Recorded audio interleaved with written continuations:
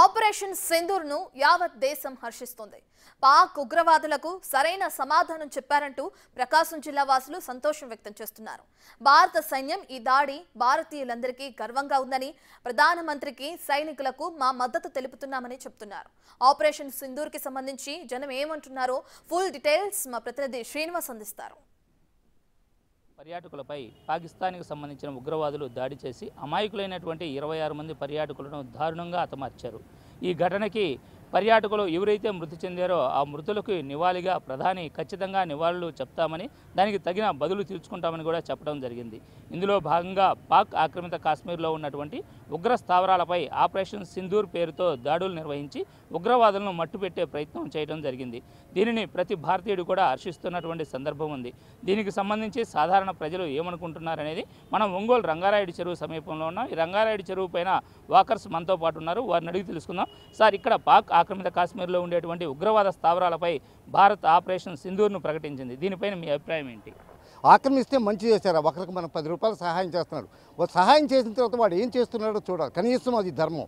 వాడు తీసుకెళ్ళి మనం 10 రూపాయలు ఇస్తే వాడు పోయి మందు తాగాడు. ఇప్పుడు అలాంటిదే కాశ్మీర్లో కూడా మనం ఆక్రమించి వాళ్ళు బాగుపడతారని మన ప్రధానులు ఇస్తే మన ప్రధానులు వాళ్ళకి ఎందుకు ఇవ్వాలి? మన ఆధీనంలో లేదు అంటే మనం అంత పిచ్చివాళ్ళమా? వాళ్ళకిచ్చి వాళ్ళ చేత ఉగ్రవాదం చేసి మన మీద చేసింది ఇది వికృతమైన చేష్ట. ఇప్పుడైనా ప్రధాని యుద్ధం లేకుండానే ఫస్ట్ స్టెప్ ప్రధాని ఏదైతే స్టెప్ తీసుకున్నాడో ఆ స్టెప్ తోటే మన ప్రపంచంలో భారతదేశం మనది గెలిచింది. ఎక్కడ మన నీళ్ళు వాళ్ళు తాగుతూ మనం బ్లడ్ ఇస్తాం, మీ బ్లడ్ తాగుతామని వాళ్ళు చెప్పడం ఏంటి? అంటే అంత ధైర్యం ఏంది వాళ్ళకి? మన బ్లడ్ తాగుతారా? మన ప్రజలను చంపుతారా? ఏం నేరం చేశారు? సైనికులు యుద్ధం చేయాలి. ప్రజల మీద వచ్చి వాళ్ళు మనల్ని యుద్ధం చేయటం ఏంది? అది చాలా నేరం. అలాంటిది క్షమించకూడదు. ఇవాళ క్షమిస్తే వాడు రేపు ఇంకొకటి చేస్తాడు. భారతదేశం ఎప్పుడు మన అలీన విధానంలో మనం వాళ్ళ జోలికి బాము, వాళ్ళు మన జోలికి వచ్చారు. మన జోలికి వస్తే మన దెబ్బేందో వాడికి చూపించాలి. ఇప్పుడు చూపించాడు. ప్రధాని ఎప్పుడైతే గట్టిగా ఉంటాడో ప్రజలు వాళ్ళకి మద్దతు ఇస్తారు. వాళ్ళు కొట్టుకొని వాళ్ళ విప్లవం వాళ్ళ ఊళ్ళో నుంచే వాళ్ళకి విప్లవం వస్తుంది. మన దేశంలో ఎక్కడా లేదు. ప్రధాని ఏది చేస్తాడో ఆ మంచి ప్రధాని చేస్తున్నాడు. ముందు ఎక్కడ వాటర్ బంద్ చేయాలి. వాటర్ బంద్ చేస్తే సగం బంద్ అయినట్టే. ప్రపంచంలో వాళ్ళకి ఊపిరి పోయినట్టే. వాళ్ళు మనల్ని ఏదో గాలి తీస్తానన్నాడు, మనం నీళ్లు ఆపాం. మనమేం వాళ్ళ గాలి. ఇప్పుడు కూడా మన సైనిక స్థావరాలు ఎక్కడైతే లష్కరే తోయిబాబా వాళ్ళకే దాడి చేస్తామంటున్నాం కదా, ప్రజల మీద మనం దాడి చేస్తామని చెప్పలేదు. మన గొప్పది మన భారతదేశ విధానం అంత గొప్పగా ఉంది. ప్రజలను చంపం, ఎట్టి పరిస్థితుల్లో చంపం. మన ప్రజల మీద దాడి చేస్తే కూడా మనం ఊరుకోం. 26 మందిని కోసి నువ్వు వెళ్ళలో దాక్కుంటే పట్టుకోలేమా? నువ్వు ఎక్కడ ఉండబట్టుకుంటావని ఆ రోజు చెప్పాము. ఇప్పుడు పట్టుకున్నాము, ధ్వంసం చేసాం. మళ్ళీ నీ రియాక్షన్ ఎక్కువగా ఉంటే మళ్ళీ ఎలా ఉంటుందో మళ్ళీ చెప్తాం మేము. ఇప్పుడు అంతటితో ఊరుకోలేదు. మేము ఆయుధాలు అన్ని చోట్ల మాకు ఆయుధాలు ఉన్నాయి. మేము కూడా సర్వసంపత్తి గల ప్రపంచ దేశాల్లో మేము ముందడిగేసే దేశం మాది. మా దేశం ఎట్లుంటుందో ప్రజాస్వామ్య దేశం. ప్రజాస్వామ్యంలో అన్ని విఫలం అవుతున్నా మా దేశం విఫలం కాలేదు. అలాంటి భారతదేశం పైన మీరు దాడి చేస్తారా? దాడి చేసి మీకు చైనా ఆయుధాలు ఇస్తుందా మమ్మల్ని చంపమని? వాడెక్కడికి పోతాడు? వాడికి రేపు ట్యాక్సులు మా దేశంలో ఎగుమతులు ఉండవా? ఇవాళ పోవచ్చు. ప్రపంచంలో వాడి సంగతి మేము తేల్చుకుంటాం. ఇప్పుడు ఇతన్ని తేలుస్తాం. తేల్చి కూడా ప్రజల జోలికి మేము వెళ్ళాం. అది మా సిద్ధాంతం. మా ప్రజల జోలికి వస్తే కూడా మళ్ళీ మేము ఊరుకోం. మా ప్రధాని అక్కడ దేవుళ్ళలాగా నిలబడ్డాడు. సైన్యంలాగా మేము నిలబడతాం. ప్రతి పౌరుడు ఒక సైన్యమే. మమ్మల్ని ఆదేశిస్తే మేము కూడా యుద్ధానికి రావడానికి సిద్ధంగా ఉన్నాం. ఇక్కడ కార్గిల్ యుద్ధం జరుగుతుంటే మేము వాకర్స్ చేయట్లేదు.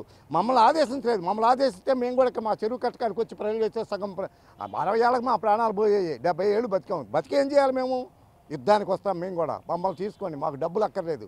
మా దేశం కోసం మేము పోరాడి మా యుద్ధాన్ని మేము సంసిద్ధంగా నడివేస్తాం. మాకు కూడా ప్రజలు ఏం జరుగుతుందో తీసుకెళ్ళి ప్రపంచానికి తెలియజేస్తున్నాం. మీకు మాకు ప్రత్యేక ధన్యవాదాలు తెలియజేస్తున్నాం. Thank you very much.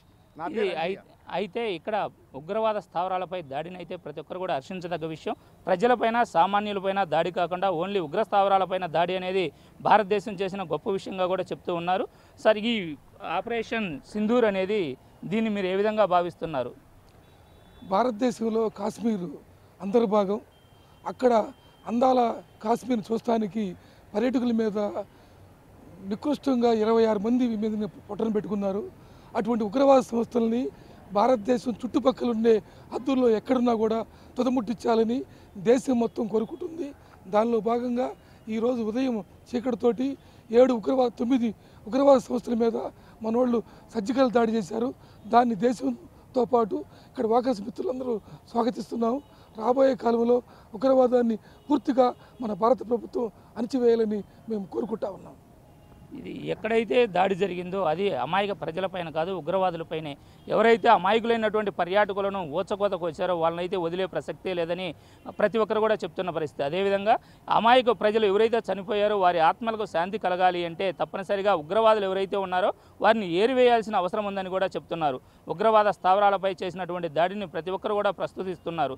ఉగ్రవాదులు అనేది లేకుండా ఉంటే ప్రపంచ దేశాలన్నీ కూడా ప్రశాంతంగా ఉంటాయని, అటువంటి ఉగ్రవాదులను తుదముట్టించడం ఒక భారతదేశానికే కాకుండా ప్రపంచ దేశాలన్నీ కూడా హర్షిస్తున్నాయని చెప్తున్న పరిస్థితి ఉంది.